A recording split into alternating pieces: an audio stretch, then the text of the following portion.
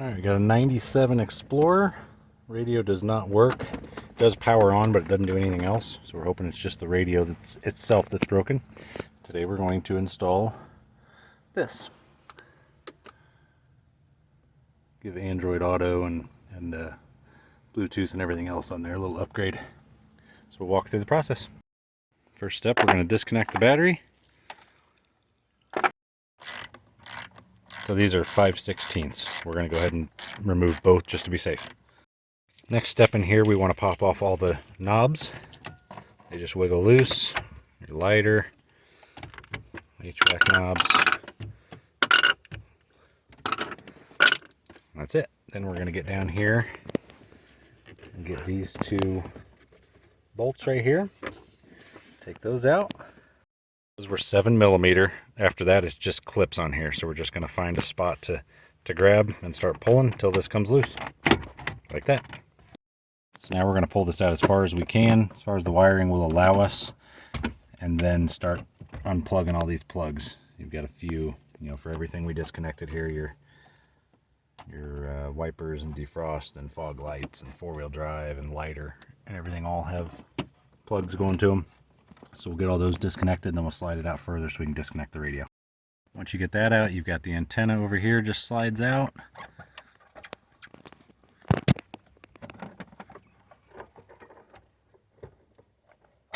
Like that. And then a couple plugs that just wiggle loose as well. That out. A couple ways to get the radio out of there. There's these little tools you can use, or come back here if you don't want to buy the tools, and you just push on these, push on that. You can see it flexes in, and while you're pushing on that, you slide the radio out the front. So these, I see what they do, go in these holes, and they push in those tabs. You can feel it click into place. You do them on both sides, and then the radio will also slide out that way. So we could have done that without removing the whole bezel and everything, but we're probably going to have to modify some things back there, so I wanted additional room to make it easier. We've got our wiring here. You can see this goes into the plugs that went into the factory radio, and then it goes through this, and then comes out and gives you the plugs into the new radio. And then we've got a couple things we're supposed to tap into: the parking brake wire. We'll get to that here in a little bit.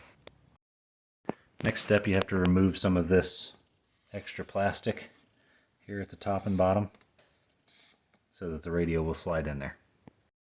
Then you want to put these little adapters on each side.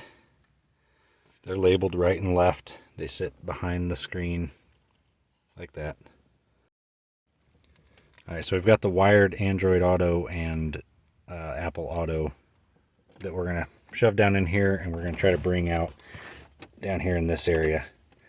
Don't figure they'll get used all that often, but that way they're accessible. Alright, next step, we've got the wires fed through here. We're going to put this bezel back in place, hook back up all the plugs that go into it, get it back where it belongs so we can slide the radio in. Running the wiring for the GPS and the microphone for the Bluetooth. So popped off this A-pillar panel here, ran the wiring up behind the headliner down to the A-pillar. We're going to run them down inside here, pop them out at the bottom where these come together. I'll tuck it behind that other piece as well, like that, and then we're going to get back in behind the dash here. So we're taking out this panel here now that's underneath the steering wheel. It's just two bolts, one there, one down there. That'll give us access to be able to run the wires really nice and clean back to behind the radio. Alright, so now we've got everything hooked back up, the antenna, plug into that, the GPS, microphone. Basically with those microphone and GPS wires, I've got the microphone right there, GPS box right there, both going up into the headliner. They follow the headliner around. I pulled the A-pillar off, which is just clips. There's no screws, so just grab it and pull. Ran it down through there. Came out down this side. Ran back through the dash through there. Underneath the dash, zip tied it to some stuff. Make sure it's out of the way of, the pedals, the steering column, all that stuff. And then was able to pop them out through the back here and connect them to the back of the radio. Now we're going to hook the battery back up, make sure the radio is still working. We did test it earlier before we did anything else, and it was working. So we're going to make sure everything works on it before we slide that into the bezel, because it says once you slide it in there, the only way to get the radio itself back out is to pull the entire bezel, which we don't want to do. So we're going to test it.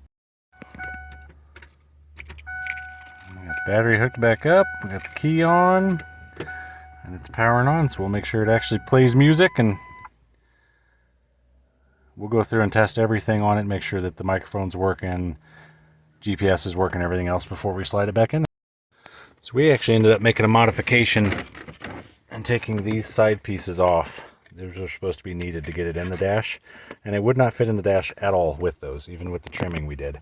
It was sticking out about half an inch, 3/4 of an inch, so you could actually see the back of the radio, you know, the metal part of the radio sticking out. So we took those off and it slid in, and now it sits in there perfectly flush. Looks great all the way around. We didn't end up using this little piece either that they say you'll have to shove in the bottom, and it's in there tight. It works, it looks good, you know, nice clean. There's the finished product. It looks very, very good. It would not have fit and it would not have looked good at all with the brackets that they say you need for this project. So just keep that in mind. We tried it, it didn't work.